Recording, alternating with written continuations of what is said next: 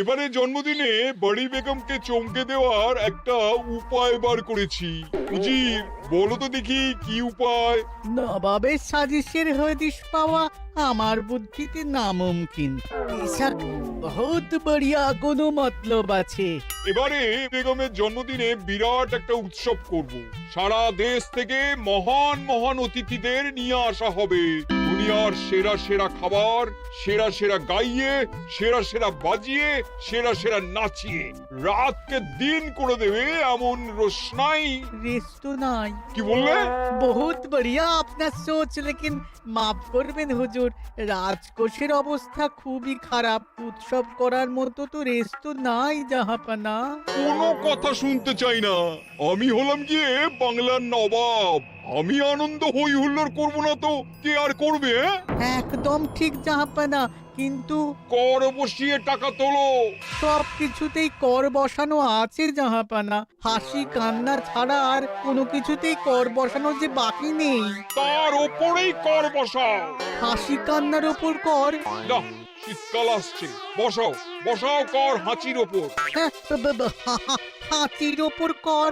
বসাও। ওরকম মুখ করে আছো কেন? যদি না পারো তো বলে দাও, আমি অন্য উজির নিয়োগ করব।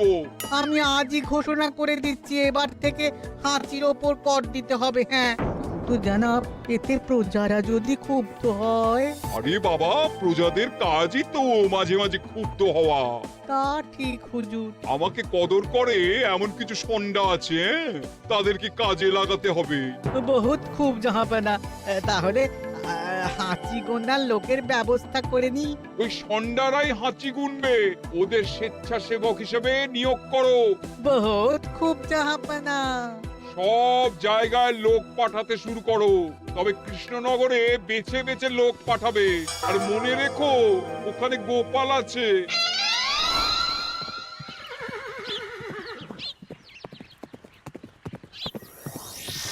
সব জায়গায় কর আদায়কারী পাঠিয়ে দেওয়া হয়েছে জাহাপানা।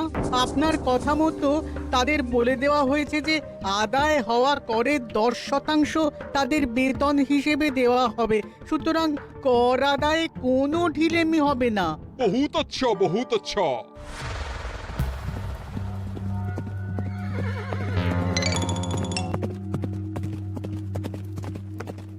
হ্যাঁ, তুমি ঠিক পড়েছো তো মন্ত্রী? হাঁচির উপরে কর? বলেন তো, আর একবার পড়ছি মহারাজ। আসলে এটা নবাবই মশকরা। আমাদের নবাব যে খুবই রসিক মানুষ তা তো আমরা দেখেছি। বারবার কৃষ্ণনগরের সঙ্গে রসিকতা করতে গিয়ে হাঁড়ি ফেটে রস একেবারে মাখামাখি হয়েছে, আর সারা গায়ে পিঁপড়ে ধরেছে। মস্করা নয়, একদম সত্যি কথা। হাঁচির উপরে কর বসানো হয়েছে, আর আমরা হলাম নবাবের খাস হাঁচি গোনার দল। আমরা এই কৃষ্ণনগরে থিতু হয়ে বসলাম বটে। এবারে হাঁচি গুনবো আর মোহর আদায় করব। গোপাল, তুমি কি বলো? সর্দার, তোমাদের এখানে আসা একেবারেই লোকসান হয়েছে। কেন মশাই? আচ্ছা, আপনি গোপাল? না না, আপনার কোনো কথাই শুনবো না। আমাদের পই পই করে বলে দেওয়া হয়েছে, গোপাল হইতে সাবধান। সর্দার, আমি তোমাকে সাবধান হতেই বলছিলাম।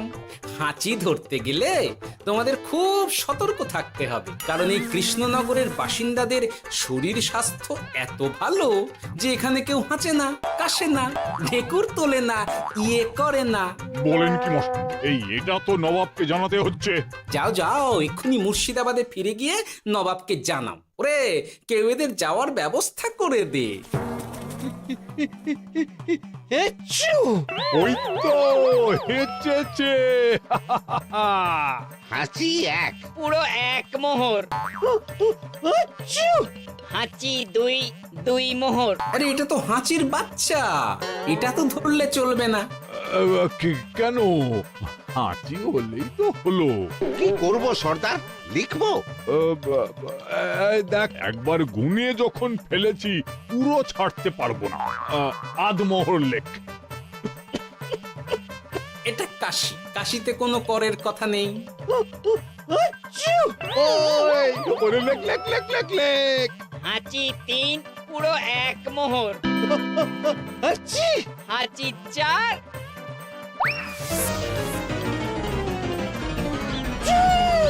হাঁচি 5, লেখো। হাঁচি 6,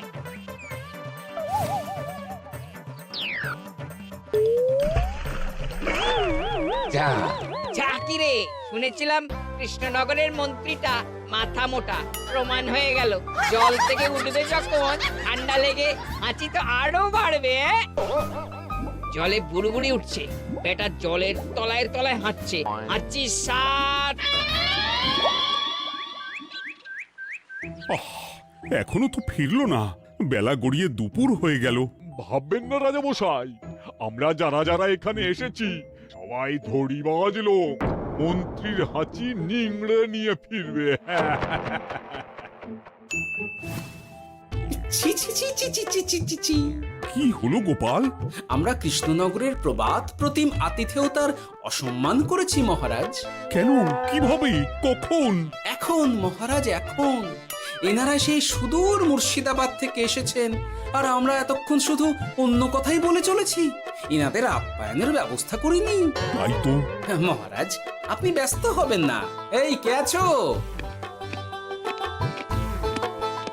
শোনো, এদের রাজ অতিথিশালাতে থাকার বিশেষ ব্যবস্থা করো। এদের খাবার যাবে মহারাজের পাকশাল থেকে। এদের সব সুবিধে অসুবিধে দেখার জন্য দাস দাসী নিযুক্ত থাকবে। এই চলো হে চলো। আরে দাঁড়াও সর্দার, হ্যাঁ বলুন। তোমাদের তো আবার গোপালের কথা শোনা বারণ। আমার ব্যবস্থায় বোধহয় তোমরা থাকবে না। বাদ দিন তো, আসলে ভয় ছিল আপনার বুদ্ধিকে, আর ভয় নেই। কেমন আগু পিছু বিচার না করেই বলে ফেললেন এখানে কেউ হাঁচে না। বুঝে গেছি, আসলে গোপাল হলো গল্প। চলো হে চলো, ও বড্ড খিদে পেয়েছে। প্রহরী, এই সর্দারের দলের বাকি লোকগুলো এলে এদেরকেও অতিথিশালায় নিয়ে যেও। হ্যাঁ, আচ্ছা। এ কি গোপাল, এই রক্তচোষাগুলোর জন্য তুমি রাজনিবাস আর রাজভোগের ব্যবস্থা করে দিলে? গোপাল কার পক্ষে মহারাজ? এতক্ষণ গোপালের সব কাজ তো কৃষ্ণনগরের বিপক্ষে গেল। বটেই তো, আমি মনে মনে গণনা করে দেখলাম গোপালের শুল যোগ শুরু হয়েছে। আগামী 1 যুগ ধরে গোপাল যেখানে থাকবে সেখানে রাহুর প্রকোপে দুঃখ দারিদ্র মহামারী একসঙ্গে এসে ধরা পড়বে। মহারাজ, গোপাল কখনো কৃষ্ণনগরের খারাপ ভাবেনি। সে যখন ওই রক্তচোষাদের রাজভোগে রাখার ব্যবস্থা করেছে, তখন বুঝতে হবে এর মধ্যে একটা ঘোরতর পেঁচ আছে। গোপালই তাহলে বলুক কি পেঁচ। মহারাজ, মানুষ বিলাসের সুযোগ পেলে কাজ ভুলে বিলাসেই ডুবে থাকে। কত সম্রাট মহাসম্রাট বিলাসিতায় ডুবে কত সাম্রাজ্য মহাসাম্রাজ্য ভেঙে টুকরো করেছে। এরা তো নবাবের পাঠানো কিছু মূর্খ বালক মাত্র মহারাজ। এদের রাজভোগে ডুবিয়ে দিলে হাঁচির কথা কি এদের মনে থাকবে?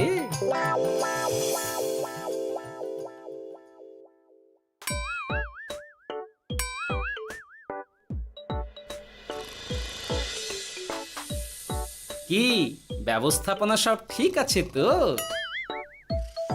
হ্যাঁ হ্যাঁ, খাসা ব্যবস্থা হয়েছে। আপনারা আমাদের অতিথি বলে কথা, আরাম করুন।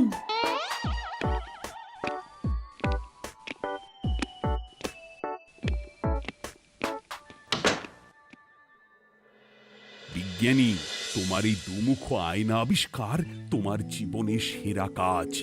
একদিক দিয়ে আয়না, অন্য দিক দিয়ে কাঁচ। কেউ জানতেই পারবে না যে তার উপর নজর রাখা হচ্ছে। অনবদ্য অনবদ্য। মহারাজের জয় হোক। কিন্তু মহারাজ, এই কৃতিত্বের মূল ভাগীদার আমাদের মন্ত্রী। তাই নাকি? হ্যাঁ মহারাজ, মন্ত্রীর দুমুখ কাজকর্ম দেখেই দুমুখ আয়নার কথা আমার মাথায় আসে। মুখ সামলে কথা বলো বিজ্ঞানী। ওরা শুনতে পাচ্ছে। যা চেঁচালেন 20 ইঞ্চির দেওয়াল ভেদ করে ওদিকে চলে যাবে কথা। এই কে যেন কাকে মুখ সামলে কথা বলতে বললো? ওই বাইরে কেউ বলেছে। এই তোমরা সবাই শোনো, অতিথিদের যেন আদর যত্নের ত্রুটি না হয়। আমি আর যাই, কাল সকালে আসবো, কেমন? গোপালকে নিয়ে নবাব আর উজির যেমন ভয় দেখিয়ে দিয়েছিল, গোপাল কিন্তু সেরকম নয়। এই তোরা কি বলিস? না না না না না না, গোপাল একটু ওই হাবা গোবা আছে দাদা। দেখো দেখি কেমন বুক পেতে দিয়েছে, এবার ওদেরই বুকে বসে ওদেরই দাড়ি ওপরাবো। গোপালের জবাব নেই, ঠিক সামলে দিল। মহারাজ, এই প্যাঁচটা আমার মাথাতেই এসেছিল, কিন্তু ওই যে নাকে মাছি ঢুকে গিয়েই সব বরবাদ হয়ে গেল। মহারাজ, এই পরিকল্পনা যদি মন্ত্রীর মাথাতে আগে এসে থাকে, তাহলে এদের মন্ত্রী আমার চেয়ে ভালো করে সামলাতে পারবেন মহারাজ। বটেই তো, এই দায়িত্ব আমি নিলাম মহারাজ।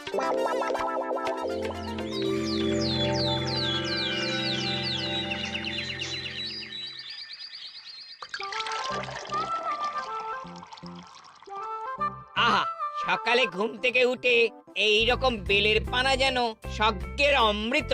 আছে আছে, আরো আছে। পানীয়, খাদ্য, আরাম, আয়েশ, যত চাও তত পাবে। এ কি, আপনি গোপাল কোথায়? মহারাজ বিবেচনা করে দেখেছেন যে মহামান্য অতিথিদের পরিচর্যার ভার গোপালের মতো একজন ভাঁড়ের পক্ষে বহন করা সম্ভব নয়, তাই এই দায়িত্ব আমাকে দেওয়া হয়েছে। কিন্তু কোনো কিন্তু নেই সর্দার, আমি যে খানা পিনা নাচা গানা আমোদ আহ্লাদের ব্যবস্থা করেছি দেখে তুমি চমকে যাবে। দেখা নয় বিজ্ঞানী, এবার শুধু কাজের সময়। কাল মন্ত্রীর উপর ওদের ভার ছেড়ে দিয়ে কৃষ্ণনগরের যে সর্বনাশটি করেছো, কোনো কাজ করে আর সেটিকে সামলানো যাবে না। হ্যাঁ, আহা, তোমার দেখছি মন্ত্রীর উপরে একটুও আস্থা নেই। ঠিক কি প্যাচ করছো বলো তো? প্যাচের কথা পরে হবে, তোমাকে যত তাড়াতাড়ি সম্ভব হাঁচির ওষুধ আবিষ্কার করতে হবে। হাঁচির ওষুধ? হ্যাঁ, হাঁচির ওষুধ। ওভাবে দেখছো কি বন্ধু, তোমাদের কাজের সব দায়িত্ব এখন আমার কাঁধে। তোমরা আমোদ করবে আর আমি কর আদায় করে তোমার হাতে এনে তুলে দেব। সর্দার, এর মধ্যে একটা চাল আছে মনে হচ্ছে। কি আর আমি বুঝিনি। এখন কি করবে? বিশ্বাস করে আদায় উসুলের ভার এর উপরে ছেড়ে দেবে? পাগল নাকি? মন্ত্রী মশাই, বলো বন্ধু। বলছিলাম আর দেরিতে কাজ কি?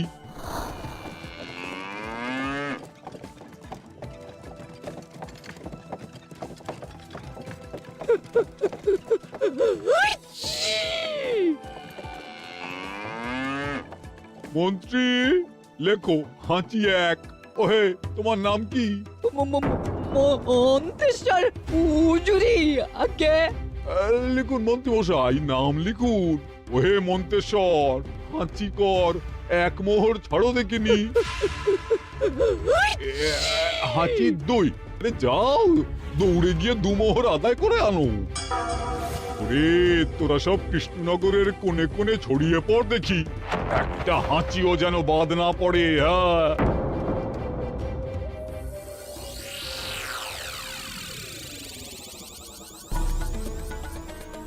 এটা হুজুরে আলা বর্ধমান, খাম্বাস এবং কৃষ্ণনগর থেকে।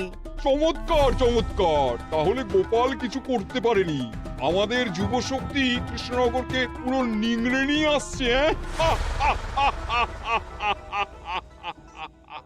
মহারাজ কৃষ্ণচন্দ্রের একটা আবেদন আছে জানাব। এই হাঁচি করের 30% যদি ওই রাজ্যকে দেওয়া যায়, তাহলে আদায় উসুল আরো ভালো হবে। ওরা বলেছে যে আপনি যদি 30% দেন, তাহলে কর আদায় একেবারে জান লড়িয়ে দেবে। মঞ্জুর মঞ্জুর। আর একটা আর্জি আছে হুজুর, কৃষ্ণচন্দ্র কদিন বাদে নবাবকে কৃষ্ণনগরে আমন্ত্রণ জানিয়েছে। কেন? কৃষ্ণনগরের নবাব এবং তার উন্নয়ন উপলক্ষে এক মহোৎসব হবে। সেই সঙ্গে শহরে থাকা ইংরেজদের কাছেও নবাবের সৈন্য বলের এবং নবাব ও কৃষ্ণনগরের মধ্যে পারস্পরিক ভ্রাতৃত্বের সম্পর্কের বার্তাও পৌঁছে দেয়া যাবে। নবাবের অধীনস্থ রাজারা নবাবের শত্রু, এই রকম একটা ধারণা থেকে ইংরেজরা ইদানিং বেপরোয়া হয়ে উঠেছে, তাতে লাগাম উঠবে।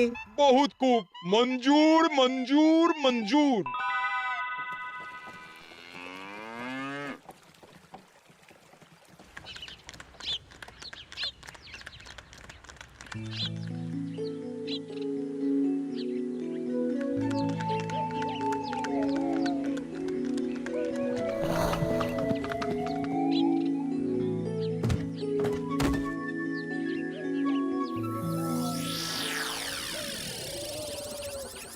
কি ব্যাপার গোপাল? জাহাপনা বলুন কি খিদমত করব? আমি যা বলবো তাই করবে। অবশ্যই জাহাপনা। क्या बात উজির, তুমি সাক্ষী, মহারাজ কৃষ্ণচন্দ্র আপনিও সাক্ষী। গোপাল আমাকে কথা দিয়েছে আমি যা চাইবো তাই করবে। গোপাল, তুমি আমার সঙ্গে মুর্শিদাবাদ যাবে। এখন থেকে আমার দরবারের বিদূষক হিসেবে থাকবে, কেমন? ওরে ওরে ওরে ওরে ওরে তোরা বাজনা বাজা। এখন থেকে গোপাল আর কৃষ্ণনগরের নয়, গোপাল মুর্শিদাবাদের। চড়ছে বাজা।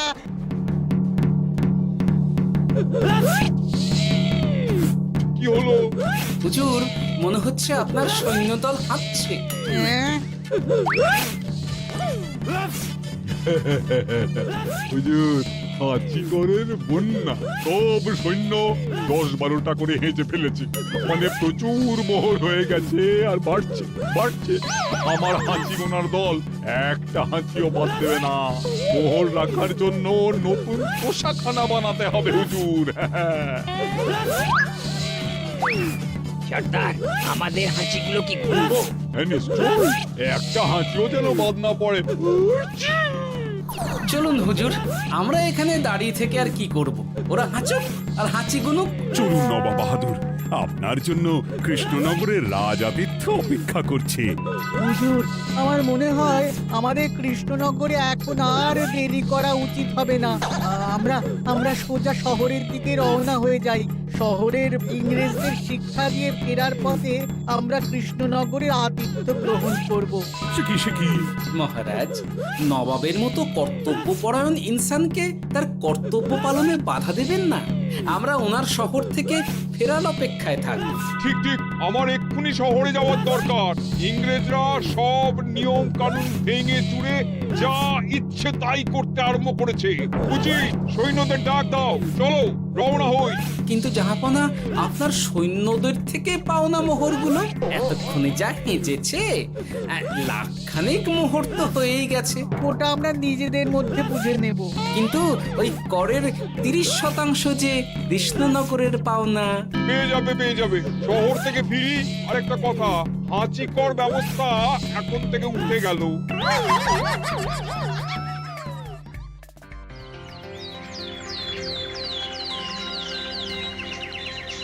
মহারাজ, কিভাবে গোপাল ভাঁড় মহাশয় নবাবের উন্মাদের মতো জারি করা ওই হাঁচিকর থেকে আমাদের সকলকে রক্ষা করেছেন তা আমরা সকলেই জানি।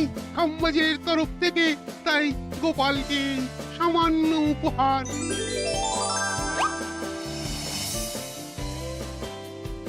ওহ গোপাল, সত্যি তোমার জবাব নেই।